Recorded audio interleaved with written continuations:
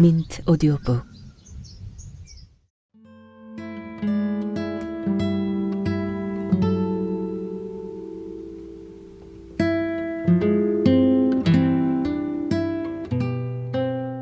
피에트라 강가에서 나는 울었네. 박기주.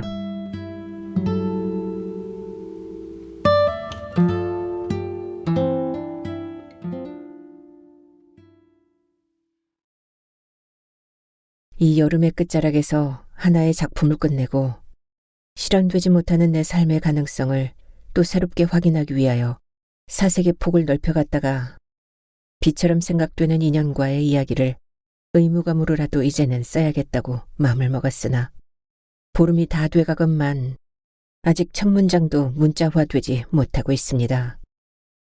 그렇다 해도 어떤 형태로든 내 머릿속에선 그 이야기가 익어가긴 익어갈 것입니다.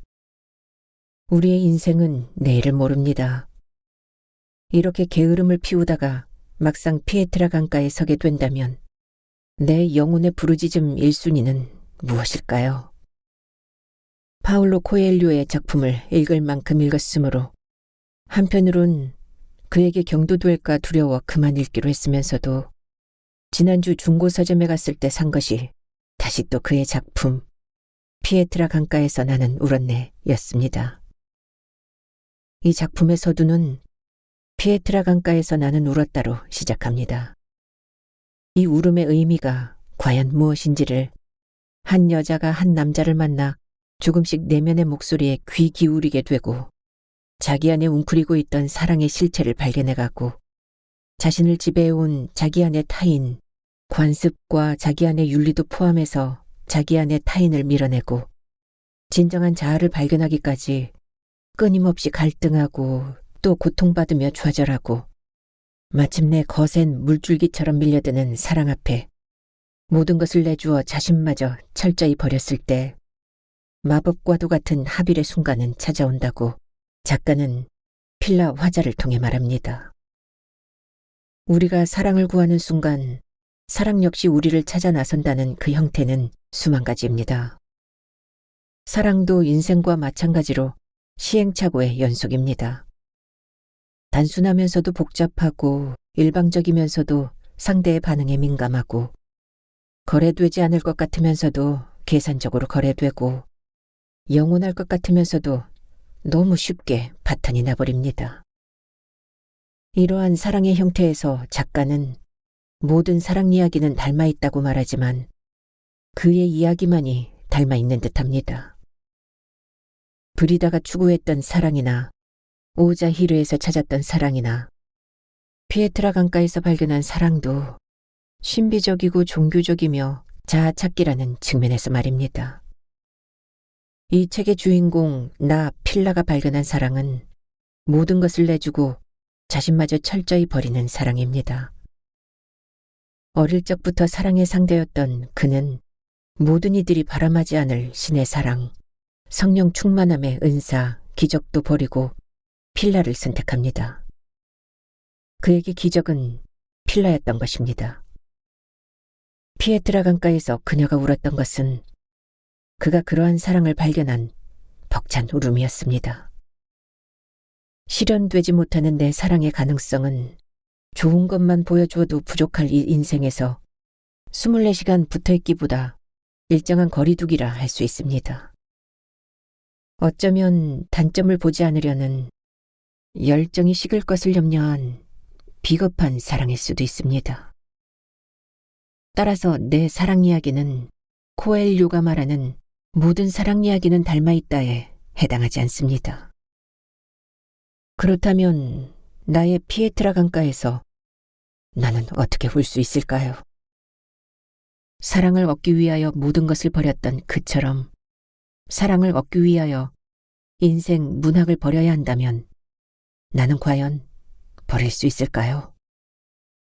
단언컨대 나는 그렇게 못할 것 같습니다. 이 글은 내가 카카오 스토리에 올렸던 글이다.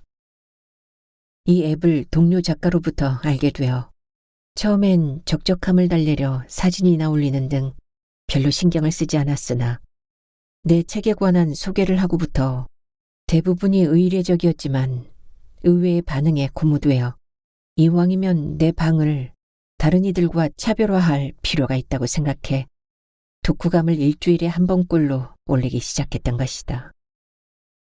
매번 몇몇이 댓글을 달았고 좋아요를 눌렀다.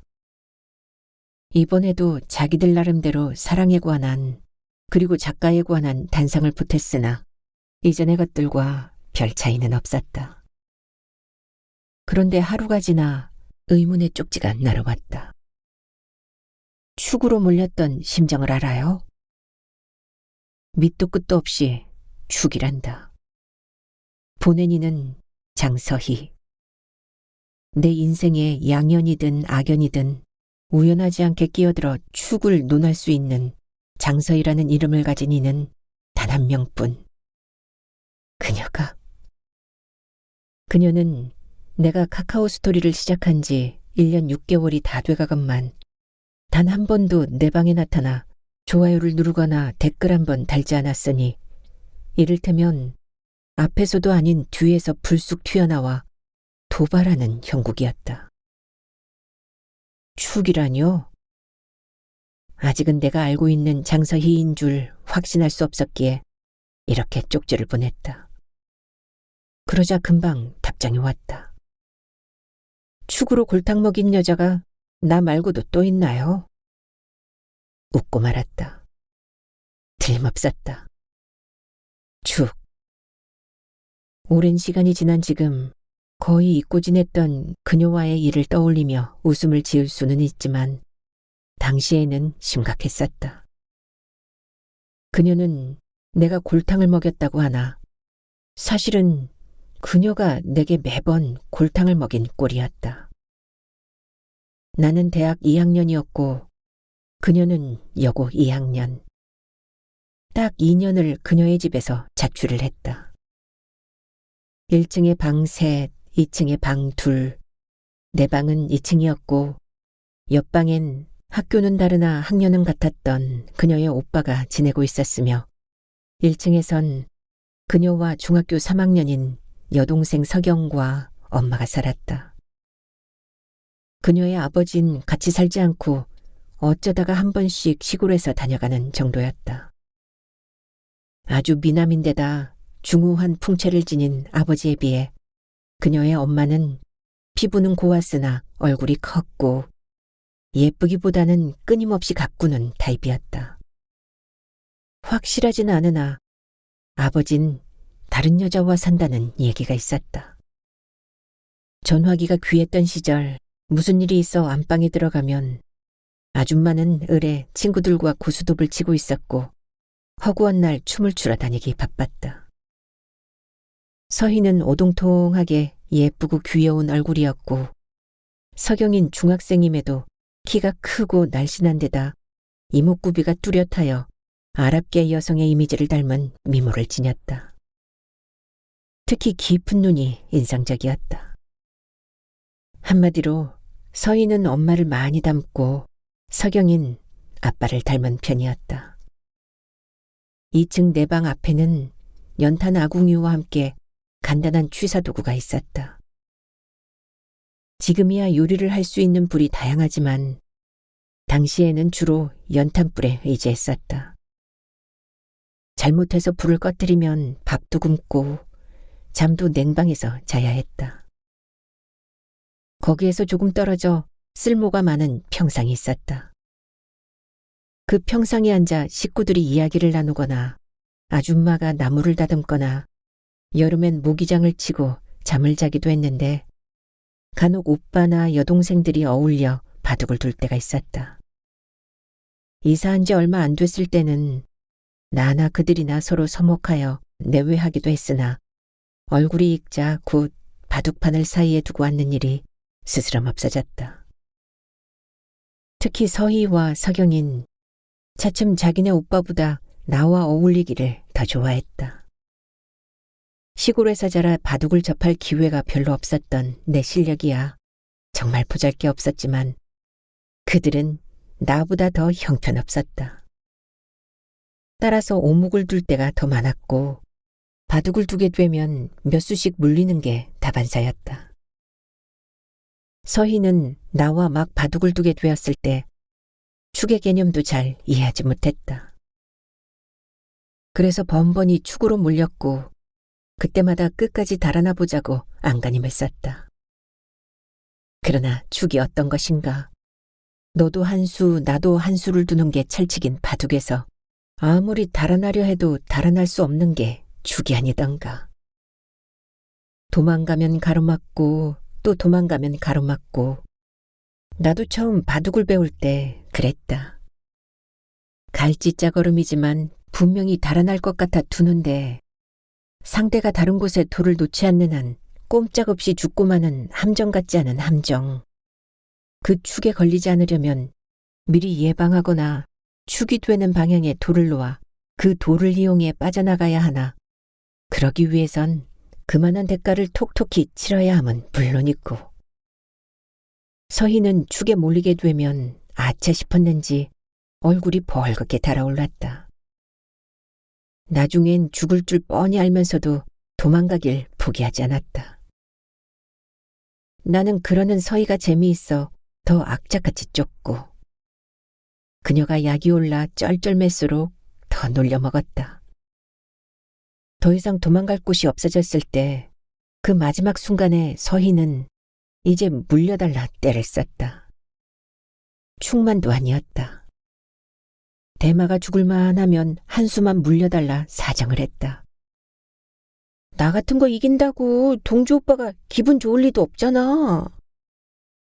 그렇게 물려준들 서희가 날 이길 수는 없었다. 걔가 해서 집 차이만큼 그녀의 이마는 불이 났다. 바둑을 두기 전에 몇 집당 한 대씩 내가 이기면 이마를, 그녀가 이기면 내 손목을 때리기로 했기 때문에. 번번이 져서 이마가 벌겋게 변해 붉어지면서도 눈물을 찔끔거리며 서희는 달려들었다. 그녀가 날 때릴 수 있는 건 오목을 두면서 어쩌다 내가 실수할 때뿐이었다. 그러나 그녀가 사이버상의 내 방을 엿보고는 축으로 몰렸던 심정을 아느냐고 느닷없이 따지고 든 것은 비단 바둑에서의 축만을 두고 한 얘기가 아닐 터. 함께 있는 시간을 우리는 즐겼다. 바둑뿐이 아니었다. 그녀는 툭 하면 책과 군것질거리를 잔뜩 들고 내 방에 나타났다. 모르는 걸 묻는다는 핑계로, 또 기타를 배운다는 명분으로. 나는 대학에 들어가자마자 치기 시작한 통기타가 어지간한 대중가요는 다 칠 수 있을 정도의 실력은 됐다. 그녀의 오빠는 대놓고 먹고 대학생 취급을 받았다. 대학만 해도 내가 국립인데 그는 사립이었고 입학시험도 우리가 전기이고 그쪽은 후기여서 내게 오는 게 어쩌면 당연한 일이었다. 당시만 해도 고교 입시 제도가 있어서 학교마다 이미 우열이 정해져 있었다.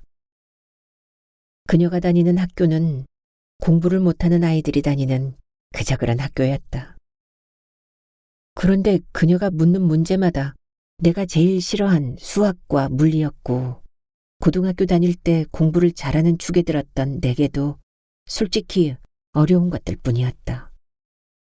나는 낑낑거리며 풀었고 그녀는 내 옆에 바짝 붙어 앉아 그러한 나를 숨을 색색거리며 지켜보곤 했다. 문제풀이가 다 끝나면 그걸 이해하는 표정도 아니었다. 밤이 이슥해도 금방 가지를 않았다. 시시콜콜한 얘기거리는 항상 차고 넘쳤다. 그녀를 간섭할 사람은 아무도 없었다. 노는 것과 얼굴 가꾸기에 여념이 없는 아줌마는 오히려 내가 공부를 가르쳐주는 줄 알아 환영하는 눈치였고 그녀의 오빠는 동생 일에 신경도 쓰지 않았는데 그나마 간혹 끼어드는 서경이 견제라면 유일한 견제였다. 그러나 내성적인 서경이 혼자서 오는 일은 없었다. 그 무렵 내게 여자친구가 생겼다. 김미애. 익산에 있는 학교에 미대생이었다. 대학을 들어간 후 수없이 미팅이란 걸 하면서 여자친구를 사귈 기회를 노렸지만 남들은 잘만 만나는데 나는 없었다. 그러다 우연한 기회에 그녀의 얼굴을 보고 첫눈에 반한 내가 갖은 공작과 꼼수를 부린 미팅에서 짝이 된 후 줄기차게 쫓아다닌 끝에 사귀게 된 친구였다. 그렇게 되기까지 시인이 되기를 소망했던 내가 외워 읊어대던 백석의 시, 나와 나타샤와 흰 당나귀가 기타와 함께 그녀의 눈과 귀를 사로잡는데 한몫했으리라. 그녀는 내게서 백석의 냄새가 난다고 했다.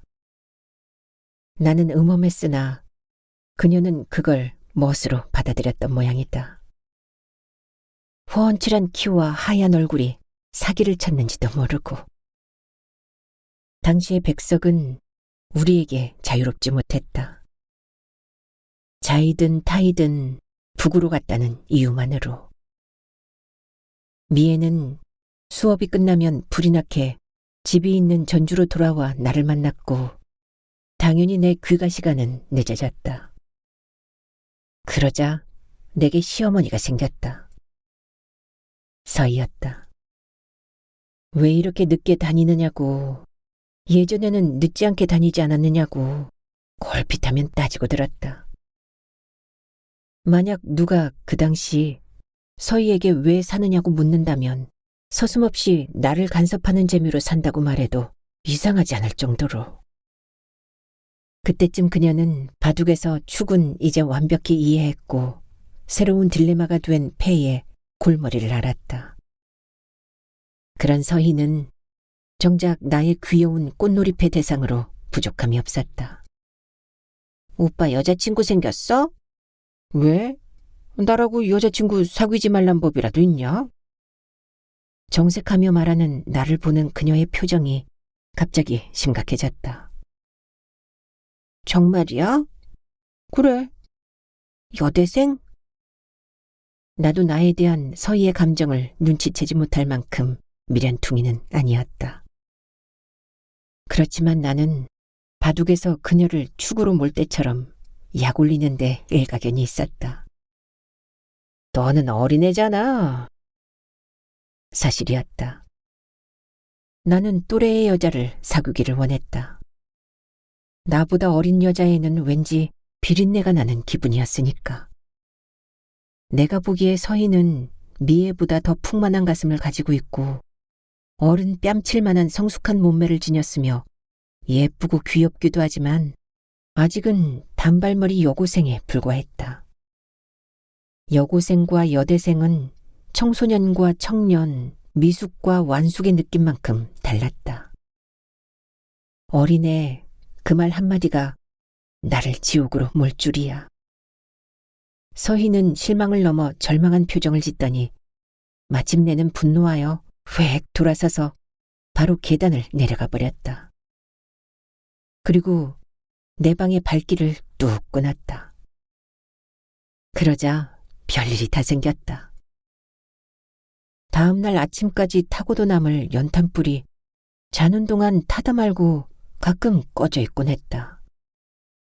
연탄이 타다 도중에 꺼져버리는 일은 일부러 물을 붓지 않는 한 어지간해선 없는 일이었다. 그 불가사의는 몇 년이 지나 풀렸다. 서희 스스로 자신의 짓이었다고 고백했던 것. 나는 시골 출신의 가난한 대학생, 오죽하면 하숙보다 싼 자취를 택하겠는가. 그렇다고 자취 생활을 불행하다고 생각한 적은 한순간도 없었다. 내게는 자취가 너무나 당연한 일이었다. 내 처지에 자취라도 하며 대학을 다닌다는 자체만으로도 너무나 황송한 일이었으니 그런 내게 데이트 비용이 있을 리 없었다. 미애와 처음 사귈 때는 어찌어찌해서 영화나 커피값을 마련했지만 어느 정도 친해지니 그 돈도 여의치 않았다. 주유소를 하는 살만한 집 딸인 그녀가 낸다 해도 자존심이 허락지 않았다. 차도 마시지 않고 밥도 먹지 않은 채 시내를 돌아다니는 짓도 한계가 있었다. 더욱 춥게 느껴지는 겨울 초입, 잔머리를 굴린 게 자취방이었다. 하숙과 자취의 차이였다. 하숙은 주인의 눈치를 많이 봐야 하지만 자취는 학생 신분으로서 전혀 안 볼 수는 없으나 그래도 덜했다. 라면을 맛있게 끓여준다는 명분도 그럴싸했다. 미애는 서슴없이 따라 나섰다. 그동안 서희는 토라져 내게 말도 붙이지 않았다. 나도 모른 척했다. 우리의 바둑도 자연히 멈추었다. 그녀는 패를 이해하지 못한 상태였다. 그렇다고 그녀가 내 눈에서 사라진 것은 아니었다. 예전과 마찬가지로 주변에서 맴돌았다. 어쩔 땐 보란듯이 뾰로통한 얼굴로 얼쩡거렸다. 그 모습이 우스워 자세히 보면 입술에 립스틱을 바른 채였다. 옷 입은 차림도 달랐다. 외출해도 좋을 집에서 막 입곤 하던 체육복이 아니었다. 예쁘긴 예뻤다. 나에 대한 시위였다. 그러나 나는 꽃놀이패를 즐길 뿐이었다. 미애는 미대생답게 그 학교에선 내로라 하는 멋쟁이. 내 눈에 콩깍지가 끼었는지는 몰라도 얼굴도 그냥 예쁜 게 아니라 이 세상에 태어나 그때까지 본 여자 중 가장 예쁘다고 할 수 있었다. 옷 입은 맵시도 독특하지만 얌전했다. 지나치게 돋보인다거나 주변을 환하게 하지 않고서도 존재가 빛나는 여자가 미애였다. 2층으로 가기 위해선 1층 거실을 지나야 했다. 원수는 외나무 다리에서 만난다는 말처럼 처음으로 여자친구를 집에 데려간 날 조심조심 대문을 밀고 들어서자마자 마당에서 서희와 맞닥뜨렸다. 그녀는 막 외출하려던 잠이었다. 그때 그 얼굴, 서희의 그 얼굴을 어쩌면 죽어도 잊지 못하리라. 항상 다정다감하고 애교가 철철 넘치던 얼굴이 미애를 보자마자 경악과 분노로 뒤덮여 싸늘해지더니 그 기운에 온 집안이 일시에 얼어붙는 듯했다. 마당에 서 있는 은행나무마저 바람에 흔들리는 걸 멈추었고 담장은 살얼음으로 덮인 듯했다. 내 가슴도 서늘해질 수밖에. 그렇지만 나는 눈이 멀어 여자친구를 처음으로 집에 데리고 온 남자였다. 서희의 그 얼굴을 무시하고 애써 태어난 척하며 미애를 데리고 2층으로 올라갔다. 방에 들어온 미애가 물었다. 아까 그 애가 나를 쳐다보는 눈이 장난이 아니던데? 아주 섬뜩했어. 고2, 이 집 딸이야. 아주 예쁘던데? 혹시 걔가 동주씨 좋아하는 거 아니야? 별소리를 다 하네. 나는 가볍게 넘겼다. 은근히 서희가 걸리지 않은 건 아니었지만 미애와 연탄불에 라면을 끓여 먹은 후 따뜻한 아랫목에 다리를 펴고 그 위에 이불을 덮고 나란히 앉아있는 시간은 행복했다. 나무 책상과 철제 의자와 몇 권의 책과 기타와 벽에 걸린 옷까지 알량한 그것들이 그녀에게 어떻게 비칠까 하는 걱정 같은 건 아예 하지 않았다. 마냥 그리고 그냥 좋았다. 밖에서 무슨 일이 벌어지고 있건 좁은 자취방에 있는 우리는 행복하기만 했다. 누가 울건 누가 괴로워하건 그런 건 우리의 일이 아니었다. 그러나 우리는 금도를 지켰다. 21살의 여자와 남자, 청춘과 청춘의 가슴속 열망은 펄펄 끓어오르건만 우리가 살아온 세상은 그걸 짓누를 줄 아는 여자와 남자를 바랐다.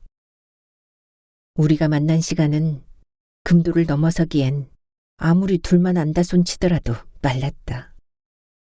아쉬움은 다 다음을 더욱 기다리게 하게 마련. 통행금지가 있던 시절이었다.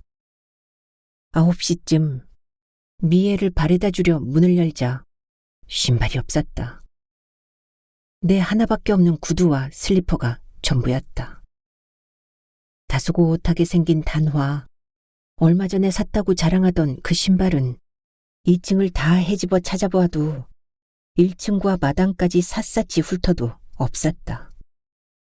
아무리 대학생일망정 연애를 드러내놓고 할 수도 없던 조심스러운 시절인지라 신발이 없어졌다고 광고할 수도 없었다. 고양이도 없었고 쥐가 물어갈 리도 없었다.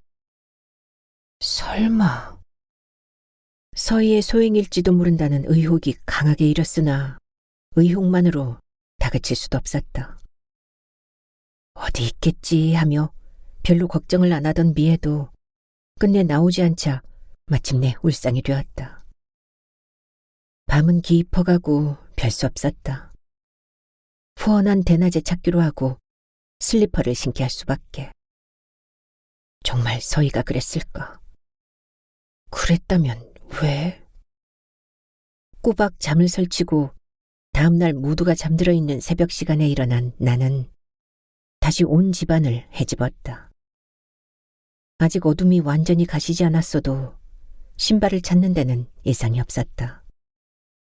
그러나 어느 곳에서도 신발은 나오지 않았다. 어머니께 거짓말을 해서라도 돈을 타내 똑같은 단화를 사주리라 맘을 먹고 더 이상 찾는 것을 포기하곤 똥을 싸려고 대문 옆 화장실로 들어갔다. 당시까지만 해도 도시일망정 재래식 화장실이 일반적이었다. 바지를 내리고 쪼그리고 앉아 아무 생각 없이 사각으로 뚫린 구멍을 통해 어두운 똥통을 쳐다보았을 때 보았다. 똥 건더기 위에 버려져 있는 미애의 신발을.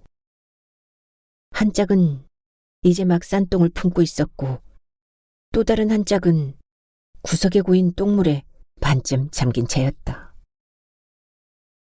누가 그랬는지는 불을 보듯 뻔했다.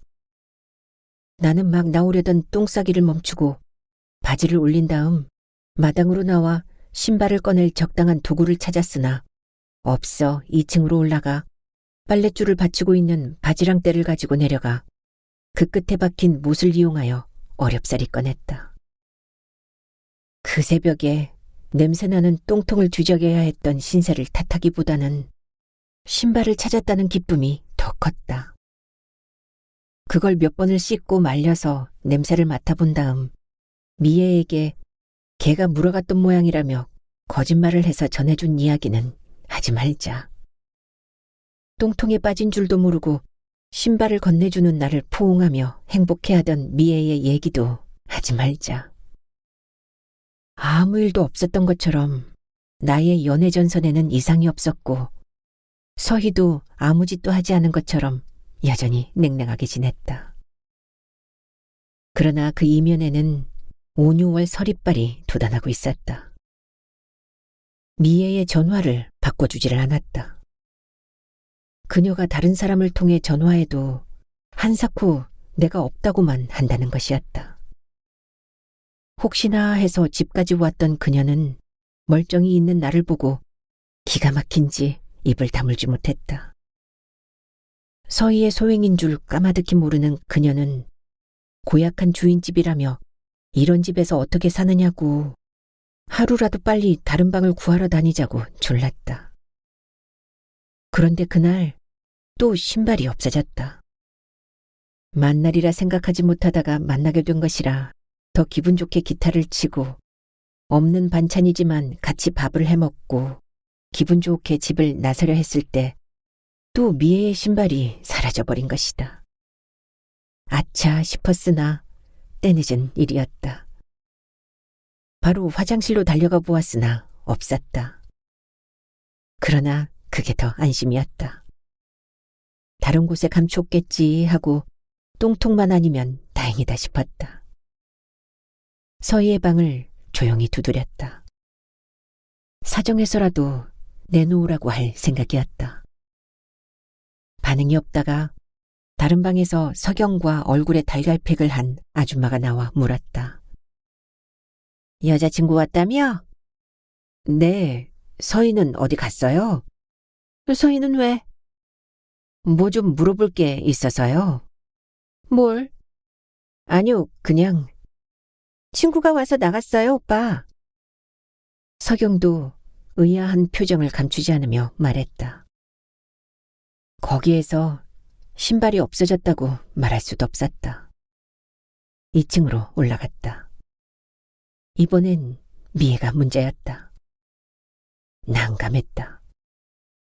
처음이야 그럴 수도 있으려니 하겠지만 2번째였다.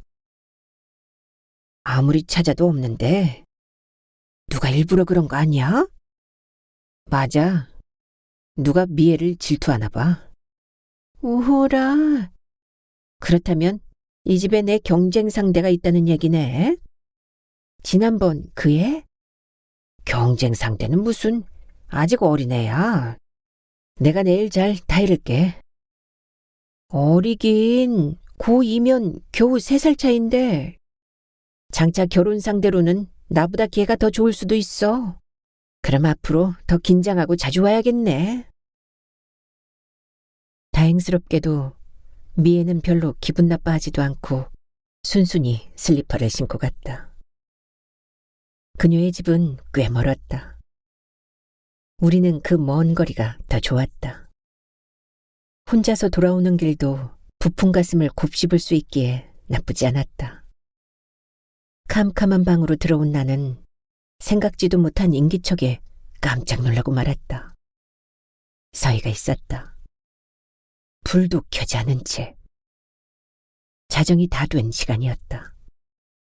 나는 의자에 앉았다. 고개를 숙이고 있는 그녀를 보자 아무 말도 할 수가 없었다. 무거운 침묵이 흘렀다. 어느 순간 코를 훌쩍이며 서희의 어깨가 들썩였다. 내 가슴이 절렁 내려앉았다. 처음엔 소리 죽여 흐느끼는 정도였다가 이불에 머리를 묻고 격렬하게 울었다. 그것은 통곡이었다. 내가 그 순간에 뭘 할 수 있겠는가. 너무도 빤한 걸 왜 우느냐고 묻기도 못하고 달래기도 난감했다. 해바라기를 보고 왜 해를 바라보느냐고 이제 다른 곳을 보라고 다그칠 수도 없는 노릇이자는가. 나도 그런 열병을 앓은 적이 있었다. 첫사랑의 정인이 그리워 대학 입시가 코앞인데 하루라도 그 집 앞을 얼쩡거리지 않은 날이 없었으니 불러내지도 못하고 만나지도 못하면서 숱한 날을 그랬다. 창문에 어른거리는 그림자만이라도 보기를 소망했다. 그 열병은 정인이 아니면 결코 치유되지 않을 것 같았던 그 열병은 대학이라는 신세계에 의해 짓불처럼 사그라졌다. 난제였다. 서희가 그러는 걸 아줌마가 알까 두려웠다. 통행을 금지한다는 사이렌이 들렸다. 자정이었다. 견디기 힘든 침묵을 깬 그 울림이 그녀를 일깨웠을까.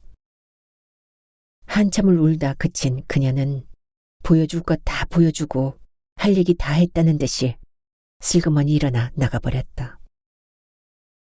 꽃놀이패를 그만둬야 할 시점이 된 것 같았다. 그것은 이사였다. 어찌 보면 내가 죄인이었다. 저도 그만이고 이겨도 그만인 나였다. 그녀는 그게 아니었다. 전부였다. 대책 없는 울음이 내게 그걸 가르쳐 주었다. 신발은 끝내 찾지 못했다. 아무리 찾아도 집안에는 없었다. 서희의 서러운 통곡을 곤혹스럽게 지켜본 나로서는 그녀에게 신발 얘기를 꺼낼 수도 없었다. 그녀의 선처를 바랄 뿐이었으나 며칠이 지나도 신발은 나타나지 않았다. 미애에게 잘 보이고 싶어 안달하던 나는 결국 시골로 내려가 도둑질을 했다. 아버지 어머니가 뙤약볕에서 힘들게 따서 말린 고추를 창고에서 훔친 것이다. 고추 가격이 최고로 폭등하고 손톱만한 수입 고추가 등장하던 해였다. 신문은 고추 파동이라 난리였다. 다행스럽게도 우리 집 고추 농사는 다른 집과 달리 풍년이었고, 그거 한자로 없어진 걸 아버지 어머니가 알 턱이 없다는 건 내 생각이었다. 미애는 내가 신발을 새로 사주겠다는 걸 한사코 거부하고는 겨울방학이 시작되자 그녀 말대로 더 자주 반찬 같은 걸 들고 자취방에 드나들었다. 그럴 때마다 신발을 방에 들여놓는 것 또한 잊지 않았다. 그러나 그게 더 내 앞에 코빼기도 보이지 않고 조용하게 움츠리고 있던 서희의 분노를 자극하게 될 줄 미애가 어떻게 알겠는가. 저녁을 먹고 난 미애가 화장실에 간 뒤에 얼마 후에 자지러지는 비명이 2층까지 들렸다. 난 처음에 이게 무슨 소리야 하다간 정신이 번쩍 들어 달려내려갔다. 역시 미애였다. 열린 화장실 문을 통해 보니 그녀는 머리부터 어깨와 등, 온몸에 물기 머금은 음식 찌꺼기를 잔뜩 뒤집어 쓴 채 나오지도 못하고 쩔쩔매며 손으로 얼굴을 가리고 있었다. 붉은 전등이 달려있던 천장에는 깡통이 대롱대롱 매달려 있고 끈이 환기구멍 밖으로 연결되어 있었다. 아직도 깡통에서는 물이 한 방울씩 흘렀다. 급히 깡통을 내려서 보니 쏟아지지 않은 구정물이 아직 반 정도 되었다. 누군가 미애가 화장실에 들어가는 걸 확인하고 밖에서 끈을 당겨 물을 쏟아지게 만든 것이다. 이 같은 짓은 치밀한 계획이 없이는 이루어지기 힘들었다. 그 누군가가 얼마만큼 미애를 미워하는지를 충분히 알고도 남는 일이었다. 이게 무슨 일이야? 미애의 변명을 듣고 달려나온 아줌마도 그 광경을 똑똑히 목격했다. 서경이도 뒤따라 나왔다. 나는 미애를 데리고 나와 마당에서 흠뻑 젖은 머리와 옷에 묻은 오물 찌꺼기를 손으로 대충 털어낸 후 2층으로 올려보냈다. 나는 분노했다. 제가 이사를 하는 게 좋겠습니다. 이사 가는 거야? 누가 말려? 동주 학생은 알아? 이런 짓을 도대체 누가 한 건지? 나도 모릅니다. 아줌마는 나를 보다가 서경에게 눈길이 멈췄다. 넌 아니? 서경인 고개를 저었다. 서희는 어디 갔느냐는 말에도 고개를 저을 뿐이었다. 2층으로 올라오는 내 귀에 아줌마의 못마땅한 소리가 파고들었다. 아직 맞박이 피도 안 마른 것들이 무슨 연애질이야, 연애질이. 얼굴이 활활 달아오르면서 화가 머리끝까지 치솟았다. 내가 졌다. 아줌마도 서희의 짓인 줄 짐작했으리라. 진즉부터 미애가 내 방에 드나드는 것도 눈에 거슬렸으리라. 나는 그때 집을 옮기기로 마음을 굳혔다. 날벼락을 맞은 미애는 겉옷을 벗고 내 대학 마크가 그려진 체육복을 입고 있었다. 머리도 감아야 했다. 샤워해야 마땅했으나 그것은 동네 목욕탕이나 가야 할 수 있는 일이었다. 화장실에 들어가 소변을 보고 막 일어서는 순간 구정물이 쏟아졌단다. 서희의 짓이라면 미애가 온 걸 알고 그때부터 어떻게 골탕을 먹일까 궁리하다가 실행에 옮겼으리라. 미리 깡통을 설치한 후 거실을 나가는 미애가 화장실로 들어간 걸 확인한 다음 뒤따라 대문 밖으로 나가 끈을 잡아당겼을 테고, 미애가 아예 감쪽같이 사라져주기만을 간절히 바랄 터이니 앞으로도 무슨 짓을 저지를지 모른다. 이런 식으로 계속 당하기만 할 거야.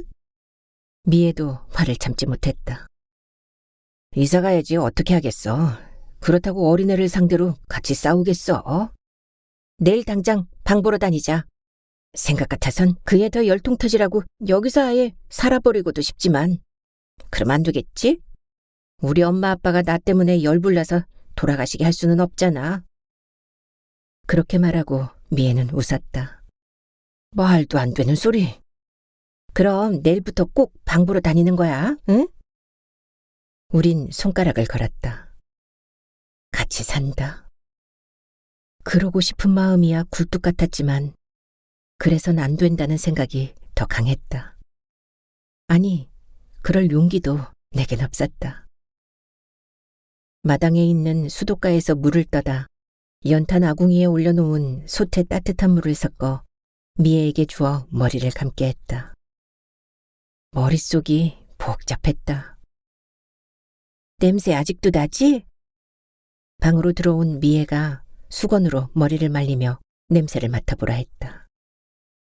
나더라도 난다고 할 수 없었다. 대신에 나는 그녀를 안았다. 그대로 딸려왔다. 우리의 첫 키스였다. 서희가 시켜준 거나 다름없었다. 다음 날부터 나는 미애와 함께 며칠을 쏘다니며 방을 구했다.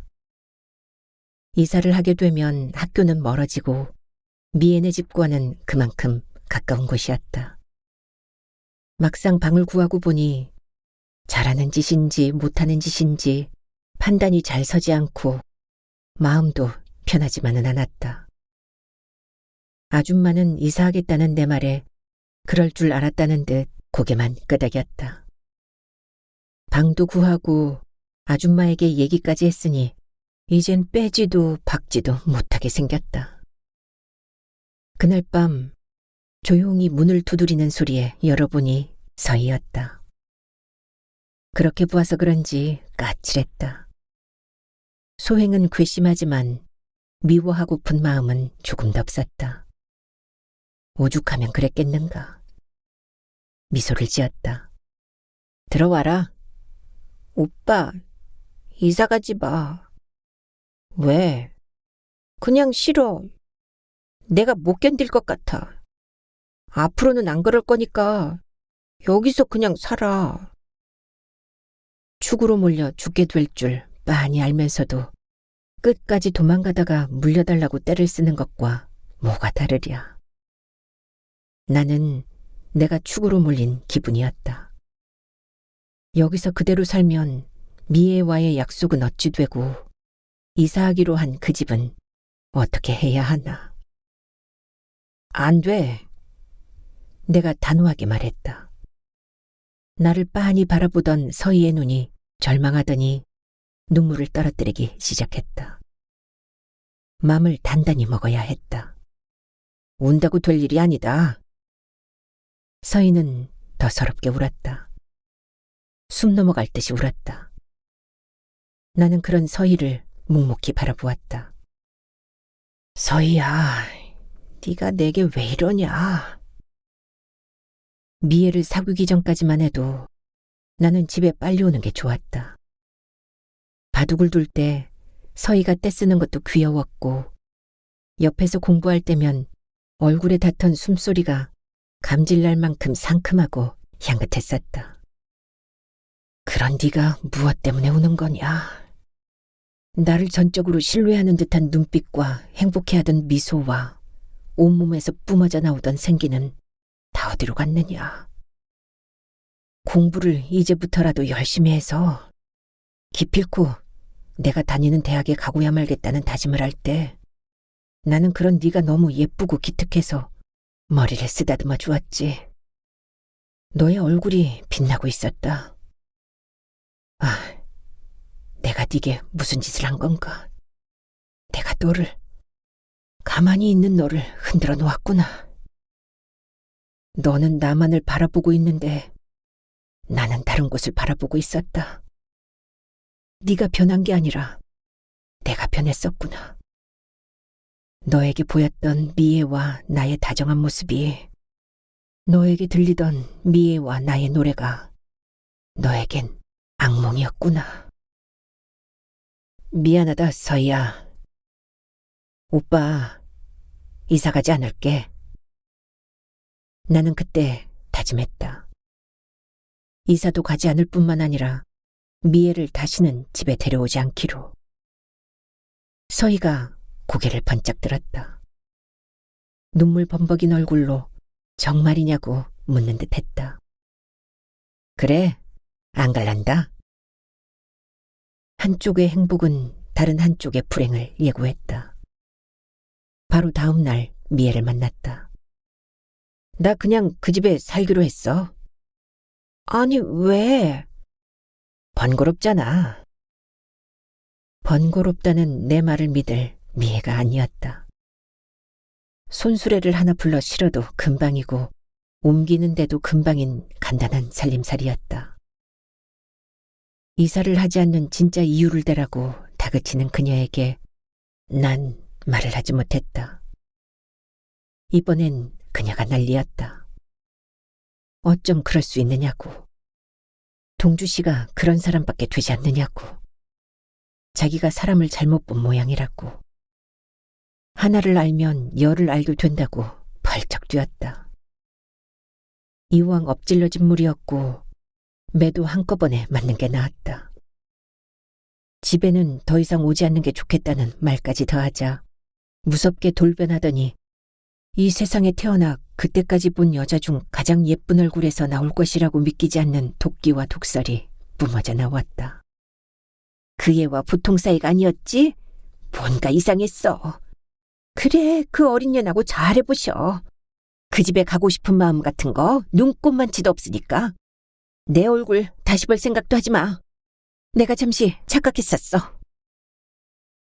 그 도끼와 독설에 내 마음이 확 변했다. 달래고 사정해서 어떻게든 미애의 마음을 누그러뜨리려고 했던 생각이 싹 가셔버렸다.